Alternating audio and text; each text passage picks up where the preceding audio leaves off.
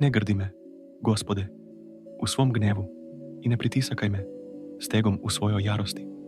Tvoje strele zabole se u mene i ruka tvoja na mene se spustila. Nema zdravlja u mom telu zbog tvoje srdžbe. Nema mira mojim kostima zbog moga greha.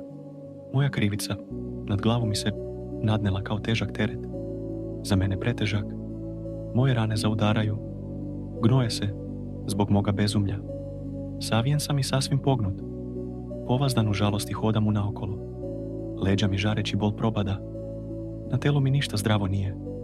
Iznemogao sam i sav slomljen. Ridam zbog srca teskobnog. Pred tobom su sve moje želje, Gospode. Nije ti skriveno moje jecanje. Srce mi silno lupa. Snaga me izdaje. Nestade i svetlost mojih očiju. Ne prilaze mi prijatelji i drugovi zbog moje bolesti. Moja rodbina podalje se drži. Zamke postavljaju oni što bi da mi uzmu život. Oni što bi da mi naude. Propašću mi prete. Povazdan smišljaju prevare.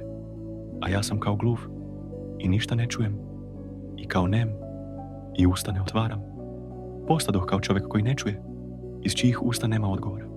Tebe iščekujem, Gospode, ti ćeš čuti, Gospode moj, Bože. Jer, rekoh, ne daj da likuju nadamnom. Kad mi noga posrne, neka se nadamnom ne uzvisuju. Jer, samo što ne padnem, a moj bol stalno je sa mnom. Ali svoju krivicu priznajem. Moj greh me muči. Neprijatelji mi puni života i mnogobrojni. Mnogo ih je koji me mrze, bez razloga. Za dobro mi uzvraćaju zlom. Optužuju me, što za dobrim idem. Ne ostavljaj me, Gospode. Ne budi daleko od mene, Bože moj. U pomoć mi pohitaj, Gospode, Spasitelju moj.